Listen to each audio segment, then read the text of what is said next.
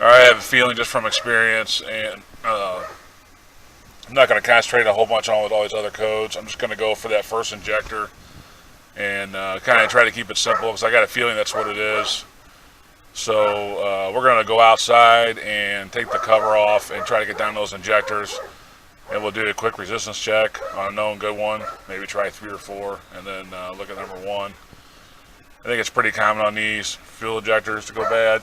So we'll do a quick resistance check it out, and see what we find out there. Alright, Ford's very proud of this engine cover.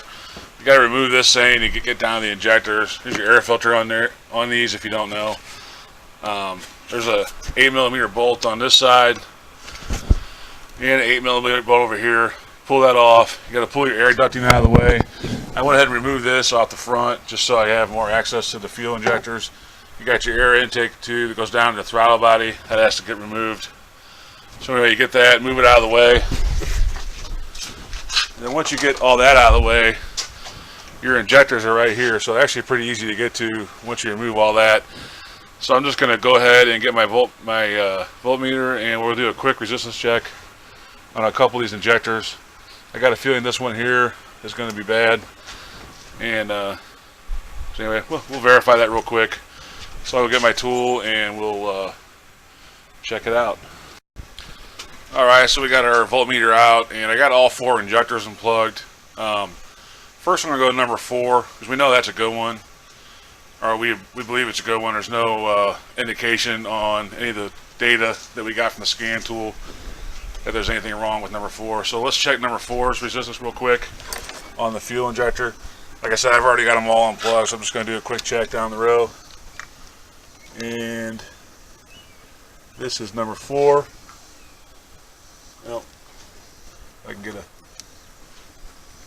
So you can look there. We got about 13.2, and according to Ford, it should be between 11 and 18. So that one's good. This is number 3. Another one, 13.2. Like I said before, Ford says 11 to 18. Let's go to number 2 here. Now number 2 is low. It's right at the low end of what's allowed. And the computer did say number 2 was misfiring here and there. And let's look at number 1. Wow, we got 48.2. So that injector is definitely way outside of the specs. I wouldn't be surprised if that one's going full infinite at certain times. So I'm not going to go too much go crazy and do too much more testing on it. It needs number 1 injector for sure. Probably wouldn't be a bad idea to do number 2. You figure if the 3 and 4 are at 13 and number 2 is on the low side, it's probably on its way out, I would guess. So I may look and see if I can get 2 injectors for it. They're not too awfully expensive for this car. I think they're around 40 or 50 bucks, somewhere in there. I don't know. But if you're going to pop the fuel rail off and you have one that's that close to being out of spec, and you got one that's completely out of spec, you might as well change the one that's almost out, because it's probably not far behind. So if it was at 12 or 14, somewhere in there, then I would leave it alone. But considering that it actually dropped out of 11 for a couple seconds, and it's right on the low end, 11.1, 11, I'm just going to go ahead and see if I can find an injector for it, and just change them both while I'm in there. So I'm going to go ahead and order the parts for it, and we'll start taking this injector off. I think a lot of this wiring has to come out of the way, which is all pretty basic. You have your coil packs and a couple other little ones, and then that should pop out of the way. And then there's only a few bolts that hold this fuel rail on. We'll have to relieve the pressure on it and take that rail off. So anyway, I won't get too far ahead of myself until I find out these auto parts stores have the part. Knowing these guys around here in St. Louis, I'll have to go to three different auto parts stores to get 2 injectors. So anyway, I'll pick this back up once I get the parts. Okay, so I went ahead and removed the fuel rail. You have these two, that's where the bolts are at. And it's a regular 10 millimeter on one side.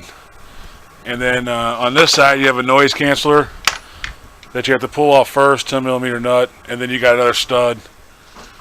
So act like the other side, 10 millimeter. And on these, you'll see it when you pull the fuel rail up. You have these little retainers on here. You just got to get behind there with a pick or a small screwdriver. Pop those. And then these are a little hard to pull down. You got to work them like any fuel injector. And anyway, they'll pull out eventually. And the new injectors don't come with this retainer, so you're going to have to pull this off and then put it on the new injector. So this is the number 1, and this is the number 2 on this one. So I'm going to go ahead and get the new injectors set up. We'll put this retainer on the new ones, and then we'll ohm test it and just see. I mean, they should be fine. They're brand new. Of course, I had to go to 2 different auto parts stores. My regular auto parts store didn't have it stocked. They had to go to the hub. It took them 2 hours to get here, and then I had to go to the hub for the other auto parts store, which is about 10 miles away, to get the injector there. So as usual, they don't stock fuel injectors for a 2013 Ford. I know it's a pretty common vehicle. Even if the C-Max isn't real common, this engine is super common. And they don't, nobody bothers to stock parts anymore. So it's a shame. You gotta run all over God's creation to find a couple parts. So anyway, enough of that. I'll get the 2 out from 2 different brands, and we'll ohm test them just for the fun of it, put them back in. And this car was running super rough, so I got a feeling it's going to smooth right out and run great. But we'll find out. Anyway, more of that in a minute. Alright, so we're just going to do a quick ohm test on it. This is the one from the good old AutoZone. So we'll just do a quick ohm test. Remember, it's got to be... Oh, one thing I want to point out too, before you take your fuel rail off down there, make sure you take an air hose and blow all the holes out where the fuel injectors are at, so you don't get any kind of crap down into your head there. I forgot to mention that. I always do that whenever I pull the fuel rail out.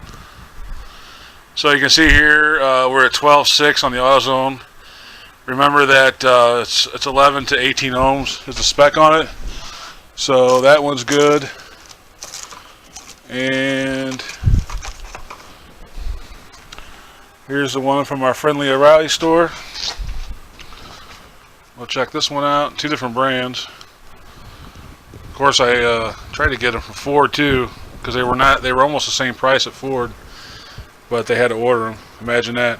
Ford doesn't even have their own injectors in stock, and I know this is a pretty common issue on these. So whatever. It is what it is. These, and you can see there, this one's spec'd out almost exactly like the AutoZone, 12.6. So these are both within spec, and they're good to go. So what I'm going to do is put them back in. I always use a little bit of Vaseline around these seals here. It would be a good idea to do it to all your seals, even the ones that you're not changing, at least the bottom part. I use Vaseline. I know there's debate on what to use. GM, when I went to GM school, they said to use Vaseline, and then I've worked on some GMs here. Obviously, I work on GMs all the time, but I've seen in their own literature about using Vaseline. So that's what I've always used. Never had a problem with it. You don't gunk it on. You just put enough on to lube it up a little bit, and then it should slide in there and give it a good seal. So we're going to go ahead and put a little bit of Vaseline on this seal and this seal, and then the 2 that we didn't take out, we'll put it on the bottom. We'll put a little bit on the bottom just to help it seep back in there, and then or we'll replace the O-rings. That's another option too. So I'm going to put those brackets on. I gotta transfer these brackets back over. I have to transfer these brackets over to the new injectors, and then these go in the trash can, and we'll get that rail back in there and see how she runs. Alright, I got the fuel rail back in there. I got the 2 10mm bolts, and then your noise canceller goes on top of this side of the fuel rail. And it's 10mm nut, and I went ahead and cycled the key a few times just to build pressure up in the fuel rail. The reason I do that is to make sure there's no preliminary leaks. You always want to double check for leaks and stuff. Obviously you'll start it up and run it and make sure there's no leaks, but you know, you always want to check for leaks whenever you take the injector rail off, because you never know. So now it's just a matter of hooking up like your knock sensor, all your different connectors. So I'll go ahead and do that real quick, and then we'll put that stupid air intake back on there, because it probably won't run right without that, and then we'll fire it up and see how she runs. Should run good, so I'm confident. So I'm going to go ahead and plug all that stuff back in. Shouldn't take too long, and then we'll fire it up and see how she runs. Alright, so we got it all back together. It's running real good, real smooth. This thing was shaking like crazy before. These fans are really loud. Anyway, I'm going to go take it for a quick test drive, clear the codes. Remember, we still had all these codes in here, which I believe were all related to that number one fuel injector. Now it just shut down because it's a hybrid. So we're going to go take it for a quick ride, clear the codes, and see what happens.